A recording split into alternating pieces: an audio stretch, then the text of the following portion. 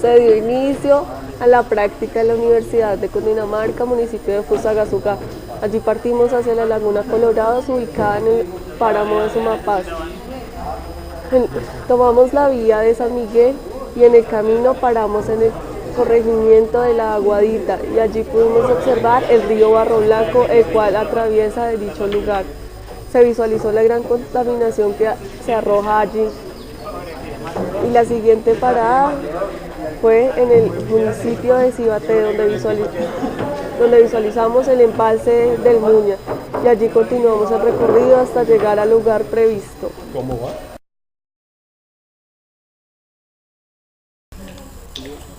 El Alto del Sumapaz es una región montañosa de la cordillera oriental colombiana, localizada entre los 2.900 y 4.500 metros sobre el nivel del mar, que hace parte de la gran región del Sumapaz que tiene aproximadamente 75.414 hectáreas.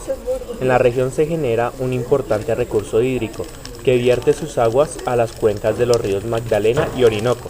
Gran parte de su territorio pertenece a la localidad 20 del Distrito Capital, pero también incluye algunos sitios en los departamentos de Cundinamarca y Meta. Por otra parte, cerca de 34.500 hectáreas están dentro del Parque Nacional Natural del Sumapaz.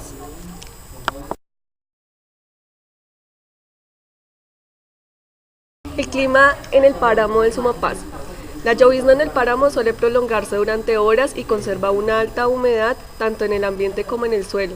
Después de algún tiempo, el agua comienza a escurrir de las plantas, las rocas y los techos de las casas. En el páramo del Sumapaz y durante el invierno, mes de mayo, puede observarse que la nevada cae por cerca de 18 horas continuas. Los días soleados corresponden en su mayoría a la época de verano, o sea, entre diciembre y febrero. La radiación solar en el páramo es alta y aumenta a medida que se asciende. Esta es considerable aún con nubosidad del 50% y es controlada con la presencia frecuente de la niebla, pero en la época de verano la duración de la radiación puede ser hasta de 12 horas diarias. La vegetación y flora del páramo. Las plantas que más caracterizan la vegetación del páramo son el frailejón, género Speletia, dedicado por Mutis al virrey José de Speleta y Galdeano, la paja que los campesinos llaman guinchi, los cordones, piñuelas y otras bromeliáceas, lo mismo que los chusques y las cañuelas en las partes más bajas.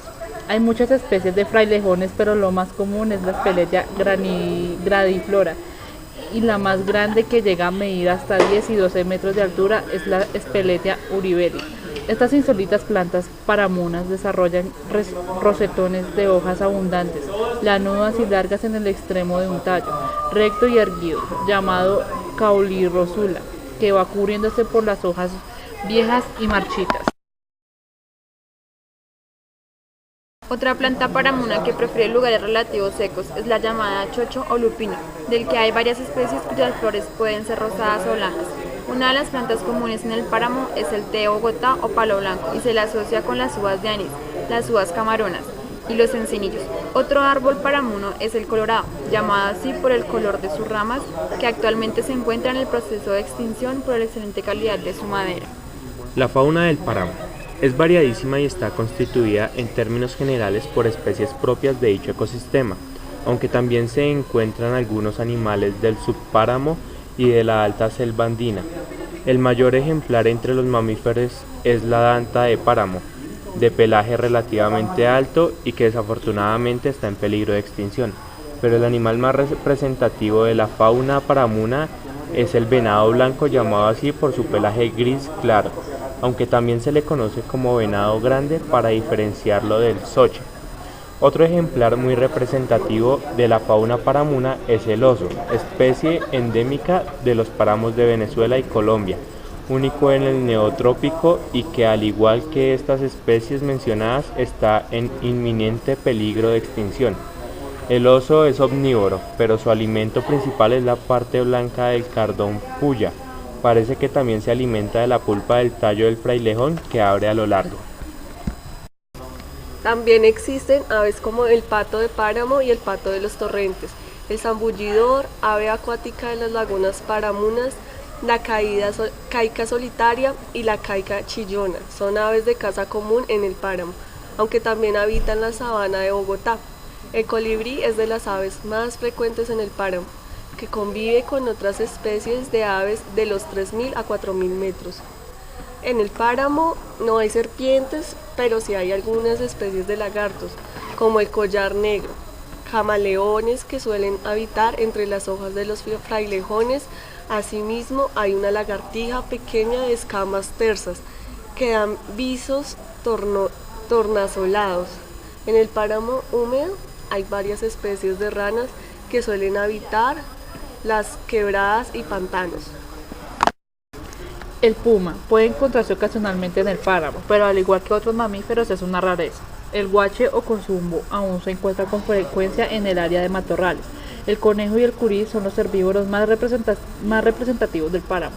El curí no habita por encima de los 3.800 metros, mientras que el conejo se encuentra hasta entre los lugares más altos del páramo. Estos roedores constituyen el principal alimento del águila real, la más grande de las aves que actualmente habitan en el páramo, pues el cóndor de los Andes ya hace mucho tiempo desapareció, y siendo contados los ejemplares que aún viven y que en su mayoría han sido reproducidos en cautiverio.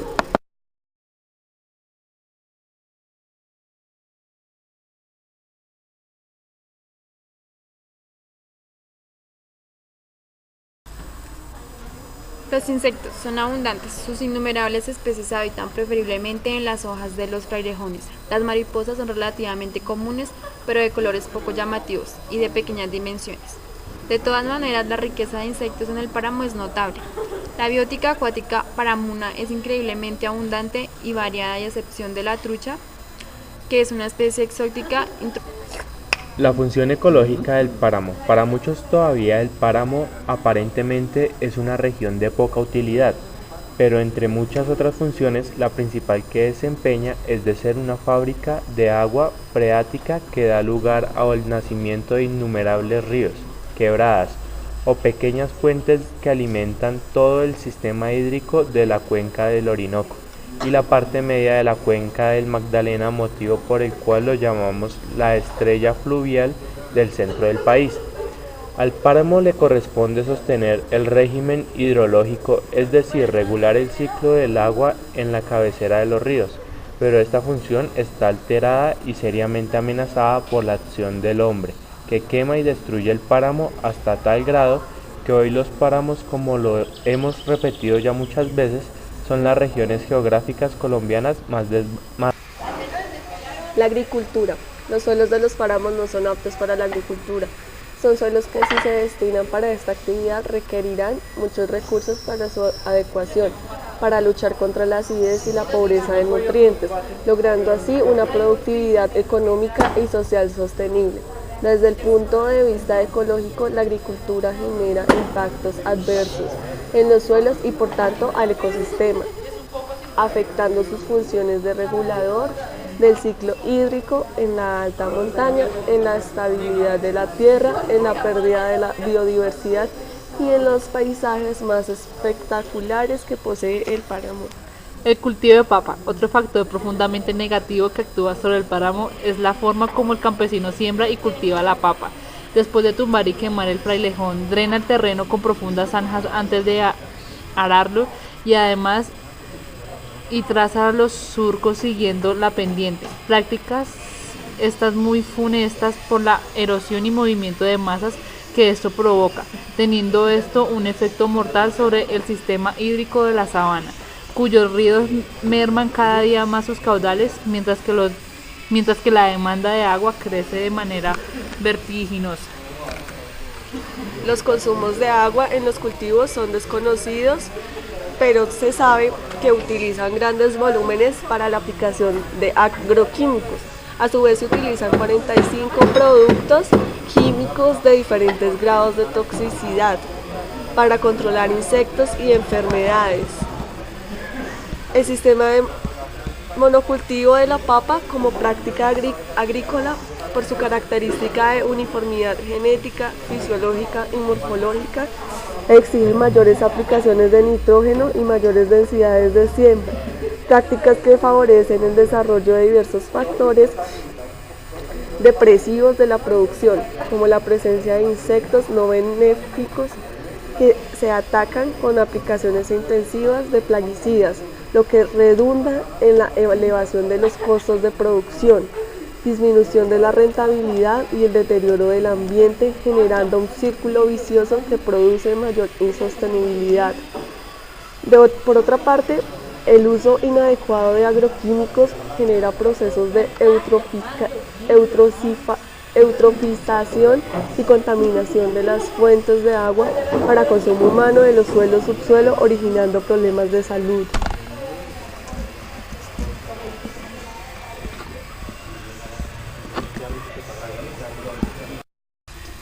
Usos e impactos de los suelos del páramo. Entre los principales impactos adversos en relación con los usos y sus implicaciones en la degradación de los suelos y en el manejo sostenible se consideran los ocasionados por la ganadería extensiva. El sistema de manejo de la ganadería del páramo es extensivo. Esta ocasiona compactación de los suelos por el pisoteo de los animales, es decir, se pierden los poros por donde transita el agua